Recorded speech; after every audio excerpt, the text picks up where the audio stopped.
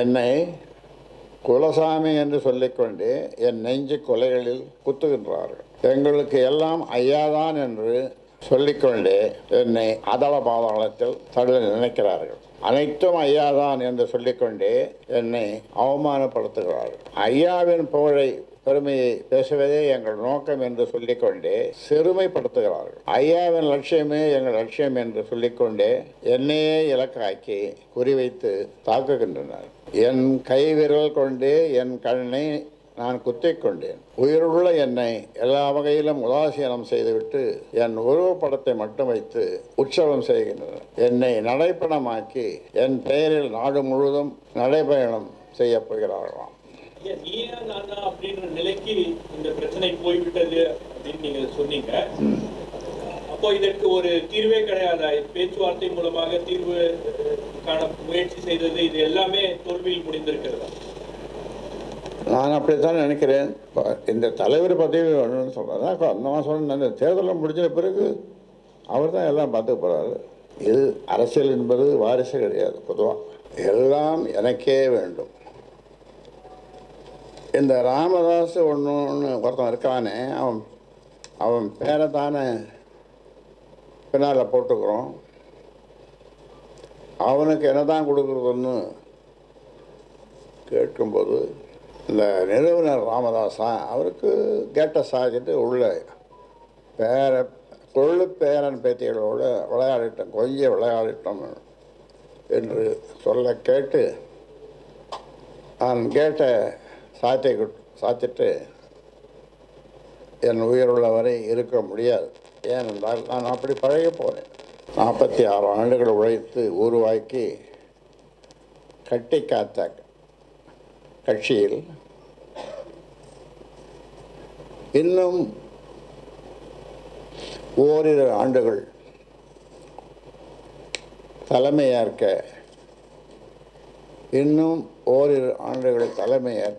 எனக்கு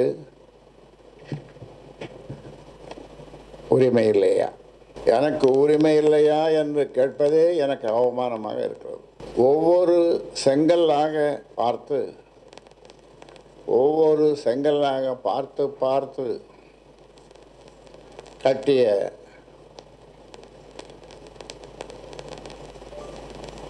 கட்சி என்ற மாளிகையில், பாட்டாளி மக்கள் கட்சி என்ற மாளிகையில் நான் குடி அமர்த்தியவரே என்னை கழுத்தை பிடித்து வெளியே தள்ளுகின்ற அளவிற்கு அவருடைய செயல்பாடுகள்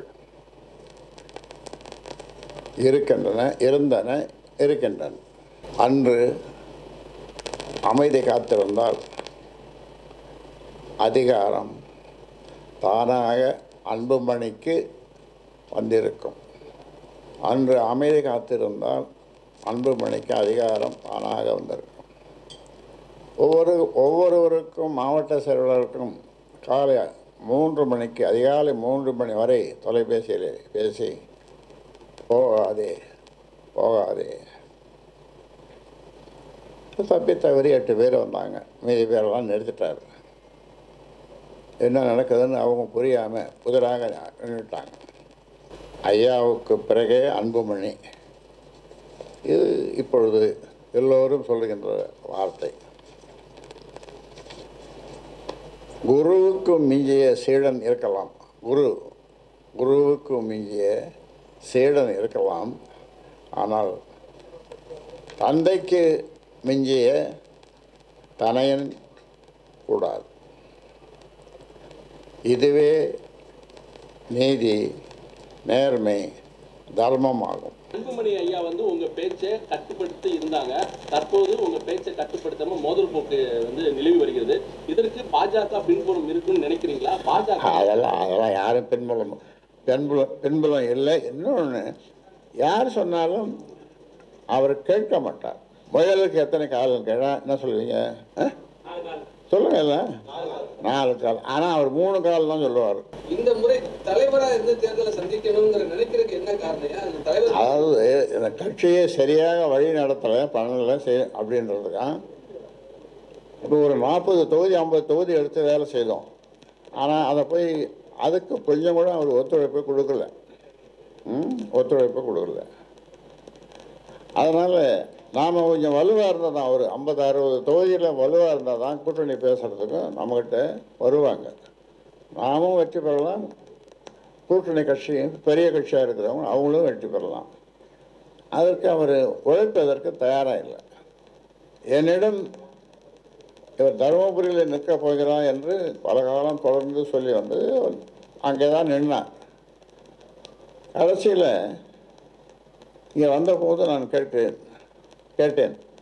அந்த தேர்தல் நேரத்தில், தருமபுரியில் யார் நிற்கிறது? நான்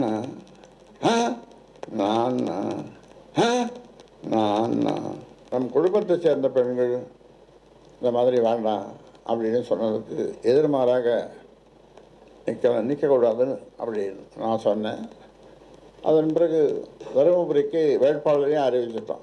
அரசாங்கம்னு ஒரு பையன், அது ஊடகங்கள்லாம் வந்துடுது, அவர் தான் வேட்பாளர் அப்படின்னு. அப்புறம் என்னுடைய சின்ன மகளை பெரிய பேரன் எல்லாம் சேர்ந்து என்கிட்ட கெஞ்சினா போதுமா, குத்தாடி வாதாடி எல்லாம் பண்ணி, சரி இவ்வளோ நேரம் குத்தாடுறீங்க வாதாடுறீங்க பேசுகிறீங்க, சரி போய் நிற்கட்டு நின்று தான் போட்டோம் அப்படின்னு சொல்லிட்டேன். அவன் போய் எங்கே அந்த மூலையில் இருக்கிற ரூமில் அன்புமணிக்கிட்ட சொல்ல, அப்பா மாற்றிக்க மாட்டார், அவர் உறுதியாக நிற்பார், நம்ப முடியாது அப்படின்னு. தொடர்ந்து இருக்கிற இந்த 1 மாசத்தோட குழப்பம் ஐயா தெளிவா என்ன சொல்றீங்க? அன்புமணிக்கும் உங்க தொண்டர்களுக்கும் சொல்ல வேண்டிய கருத்து, 2026 அப்புறம் உனக்கு அந்த பதவி கொடுக்குறேன்ப்பா ஐயா என்ன சொல்லுவாரு? கோரிக்கை சொன்னீங்கன்னா நீங்கள் சொல்கிற மாதிரியே இந்த தேர்தல் முடிந்த பிறகு எல்லாமே அவர் வாரி போயிட்டோம். அது வரைக்கும் நீங்கள் தான் தலைவர்னு சொல்றீங்க. அது வரைக்கும் நான் தான் தலைவர். அதாவது இதை நிறுவிய நான் ஒரு தலைவர் பதவி தான். வேறு நான் கூட்டணி சேர்ந்து கூட்டணி மந்திரி சபையில் போய் மந்திரியாக அந்த சீட்டை அந்த மாதிரி எப்பொழுதும் எந்த காலத்துலேயும் சத்தியமாக அமைச்சர் பதவிக்கு அரசியல் அந்த மாதிரி இதுக்கும் நான் போக மாட்டேன். தலைவர் பதவி ஏன்னா அது இவருடைய நடத்தையினால, அதாவது நிர்வாக குழு கூட்டத்தை கூட்டினேன். அந்த நிர்வாக குழு கூட்டத்தில் பகிரங்கமாக சொன்னேன். ஒருவர் லேசாக இவரை விமர்சித்தார். 19 பேர் மொத்தம் நிர்வாக குழு. ஒருவர் இவரை லேசாக விமர்சித்தார். அது நல்ல விமர்சனம். அப்பொழுது அவர் பாய்ந்தார். அவர் துப்பாக்கி இருந்தால் சுட்டிருப்பார் அவரை அந்த அளவுக்கு பாய்ந்தார். அப்புறம் மற்றவங்களாம் கருத்து சொன்ன ஒன்றும் இல்லைட்டாங்க, பயந்து எல்லாம் யாரும். அதோடு இந்த நிர்வாக குழு உறுப்பினர்கள் நான் சொல்லி நீ இப்படி சொல்லு இப்படி பேசு அப்படின்னு நான் சொல்லி கூட வந்திருக்காங்கன்னு அதை வேறு சொன்னார். அப்போ தான் நான் சொன்னேன், நம்முடைய தலைவருக்கு தலைமை பண்புகள் இல்லை, லீடர்ஷிப் குவாலிட்டிஸ் என்று சொல்வார்கள், அது இல்லை என்று பகிரங்கமாக சொன்னேன். அந்த நிர்வாக குழு உறுப்பினர்கள் கேட்டாலே சொல்லுவார்கள். யாரிடமும் தொலைபேசியில் பேச மாட்டார், பார்க்க முடியாது. இப்போ தான் புவி அழைக்கிறார், வாங்க பிரியாணி சாப்பிட்டுட்டு போங்க, ஆமாம் களைப்பாக இருக்கிறீங்க, தண்ணி குடிங்க, ஒரு ஃபோன் நம்பர் உங்களுக்கு கொடுக்குறேன், அந்த ஃபோன் நம்பரில் என்னோட கதையுங்கள். ஐயா, உங்க கூட இருக்கிற அன்பழகன் பணம் வாங்கிட்டு தான் மாவட்ட செயலர்கள் புதிய நிர்வாகிகள் போடுறாங்கன்னு அன்பழகன் மீதையும் ஜிகே மணி மீது கடுமையான குற்றச்சாட்டு வச்சிருக்காங்க. அது உண்மைதானா?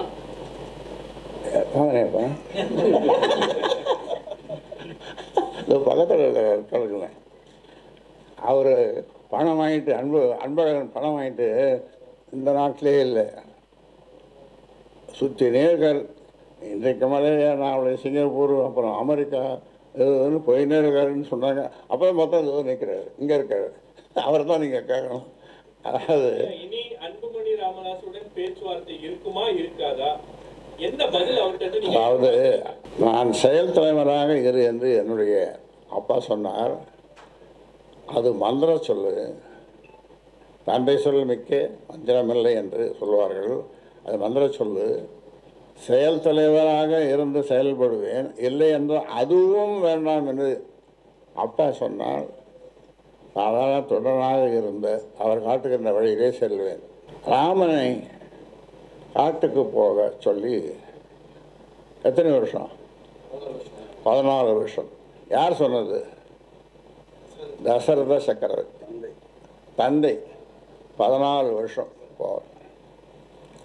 அப்போ ராமனுடைய முகத்தை கம்பர் வர்ணிக்கிறார். எப்படி வர்ணிக்கிறார்? அன்றலர்ந்த தாமரை போல். என்ன அர்த்தம்? ஆமாம், அன்றலர்ந்து இன்றைக்கு மலர்ந்த தாமரை போல் அவர் முகம் இருந்ததுதான்.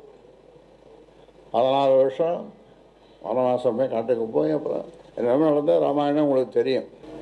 இந்த பேச்சுவார்த்தை சரிப்பட்டு வரல அப்படின்னா என்ன தீர்வு? நீங்க திரு அன்புமணி அவர்களை கட்சி அடிப்படை உறுப்பினர்களுக்கு நீக்க அது நீக்க மாட்டேன், அது செய்ய மாட்டேன், அது செய்ய மாட்டேன். தலைவர் மாற்றப்பட்டாருன்னு சொல்லி தேர்தல் ஆணையத்துக்கு தகவலோ அல்லது கடிதமோ கொடுத்துருக்கீங்க. தலைவர் மாற்றப்பட்டிருக்காருன்னு சொல்லி முறைப்படி தேர்தல் ஆணையத்துல அந்த தகவலை சொல்லணும். ஆமாம், அதெல்லாம் ஒரு சடங்கு செய்யத்தான் ஆகணும். நாங்கள் ஒன்றும் இப்போ இந்த சிக்கல் போய்கொண்டதுனால இதுக்கு ஏதாவது தீர்வு இருக்கு.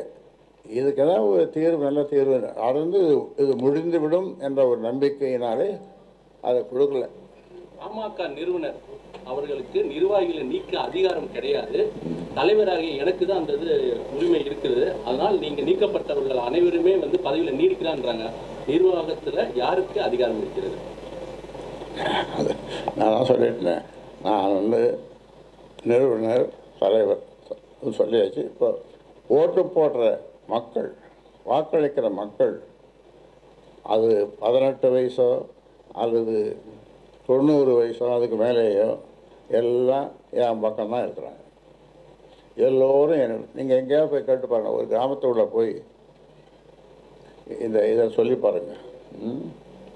அதனால் எனக்கு ஒன்றும் பிரச்சனை இல்லை. எனக்கு மக்கள் தான் முக்கியம், நாடு தான் முக்கியம். இந்த நாட்டு மக்களுக்காக பாட்டாளி மக்கள் கட்சி ஒரு சாதிக்கான கட்சி அல்ல. தமிழ்நாட்டில் இருக்கிற 324 சாதிக்கு 324 சாதிகள் சமநிலையோடு இருக்க வேண்டும், சமூக நீதி பெற வேண்டும், கல்வி பெற வேண்டும், பொருளாதாரத்தில் சிறந்து விளங்க வேண்டும் என்று அந்த மக்களுக்காக 324 சமூக மக்களுக்காக பாடுபட்டு வருகிறவன் இந்த ராமதாஸ். அதிமுக பேச்சுவார்த்தை கூட இந்த மாதிரி பிரச்சனை நடக்கும்போது திரு குருமூர்த்தி அவர்கள் தான் போனாரு. அந்த கட்சி நாளா உடைஞ்சிருச்சு. இப்போ அந்த மாதிரி ஒரு சூழல் பாமகவுக்கு வந்துருமோ அப்படின்ற பயம் உங்கள் தொண்டர்கள் மத்தியில இருக்கு, மக்கள் மத்தியிலும் இருக்கு. உங்களுடைய நல்லெண்ணம் என்ன சொல்லுங்க போதும். இப்போ இந்த கூட்டணி பேச்சுவார்த்தை இந்த விஷயங்கள்லாம் இப்போ தொடங்கிறோம்.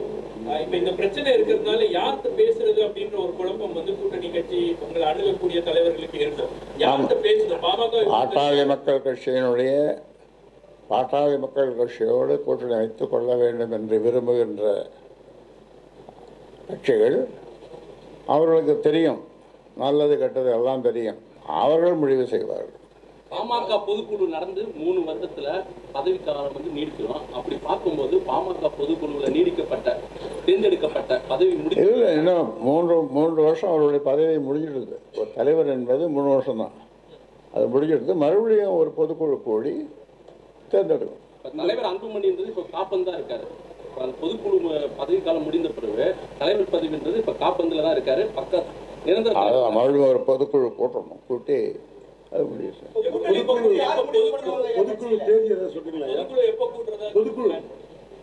பொதுக்குழு நிறுவனர் அவர் எப்ப நினைக்கிறாரோ அவர் கூட்டுவாரு. 2016 மாற்றம் முன்னேற்றம் அன்புமணின்னு களம் காண்டீங்க. அதுல உங்களுக்கு உடன்பாடு இருந்துச்சா? தனியா நிக்கிறதுலயோ அவரை முன்னிலைப்படுத்துறதுலயோ அது உடன்பாடு இருந்துச்சு? சரி, உடன்பாடு இல்லாம இப்படி ஒரு பெரிய மாநாட்டை நடத்தி அதை நாங்கள் வெளியிட்டோம். அங்கே பிரமாண்டமான சேலத்தில் மாற்றம் முன்னேற்றம் அன்புமணி. சார், இப்போ நீங்க ஒரு நிறுவனராகவும் இருக்கீங்க, தலைவராக இருக்கீங்க. அப்படி பார்க்கும்போது இளைஞரணி தலைவர் எப்போது நியமிக்கப்படுவார்? நீங்க என்ன திட்டத்தில் இருக்கீங்க? எனக்கு ஜோசியத்தில் நம்பிக்கை கிடையாது. ஏன்னா ஒரு நல்ல ஜோசியராக சொல்லணும். நம்பிக்கை இருக்கு. நீங்க அப்பா எனக்கு நம்பிக்கை இல்லை. ஆனால் என்னதான் ஜோசியரை சொல்கிறன்றது கேட்கறதுக்கு நீங்கள் ஒரு நல்ல ஜோசியரை சொன்னீங்கன்னா நான் சொல்லுவேன் நீங்க ஒரு இந்தியாவிலேயே ஒரு மூத்த அரசியல் தலைவர், தமிழகத்திலயும் வந்து உங்களை வந்து நிறைய பேர் மதிக்கிறாங்க, பெரிய அளவுல நீங்க எடுக்கக்கூடிய முடிவுகள் எல்லாம் எதிர்நோக்கி இருக்காங்க. அப்படி இருக்கக்கூடிய ஒரு சூழல்ல நீங்க ஒரு டஃப் நெகோசியேட்டர் அப்படின்வாங்க. எந்த பேச்சுவார்த்தை இருந்தாலும் ஒரு டஃப்பா பேசுவாரு, தனக்கு வேண்டியதை அவர் பெற்றுக்கொள்வார். உங்களுடைய இம்ப்ரெஷன்? உள்ளொன்று வைத்து புறமொன்று பேசுவோர் உறவு கலவாமை வேண்டும். என்ன அப்படின்னா உங்களுடைய இல்லை அப்படின்னா என்ன அதை முதல்ல சொல்லுவாங்க. உள்ளொன்று வைத்து புறமொன்று பேசுவது, அவரோடு உறவு கலவாமை வேண்டும். எனக்கு அப்படி பேச தெரியாது. அப்படி இருக்கக்கூடிய ஒரு சூழல்ல திரு அன்புமணி ராமதாஸோட பேச்சுவார்த்தை நடத்தி டஃபா நெகோசியேட் பண்றதுல இவ்வளவு பிரச்சனை உங்களுக்கு எப்படி வருது? என்ன எந்த இடத்துல அது டெட்லாக் ஆயிருக்கு, எந்த இடத்துல அது சரி வர மாட்டேங்குது? அது காலம் போக போக தெரியும். எல்லாத்துக்கும் ஒரு முடிவு இருக்குல்ல, அது காலம் போக போக தெரியும். உங்களுக்கு தெரியாம நடக்குமா? அது இந்த பொறுப்பு கொடுக்குறீங்க, தொடர்ந்து புதிய பொறுப்பாளர்கள் நியமனம் செஞ்சு வரீங்க. அதே மாதிரி அன்புமணி அவர்களும் அங்கே ஒரு பொறுப்பை நியமிக்கிறாரு. கட்சி தொண்டர்கள் யார் பக்கம் போகணும், என்ன சொல்ல வரீங்க? கட்சி தொண்டர்கள், நான் நியமிக்கிற பொறுப்பாளர்கள், கட்சி தொண்டர்கள், வாக்களிக்கிறவர்கள், வாக்காளர்கள் எல்லாம் என் பக்கம்.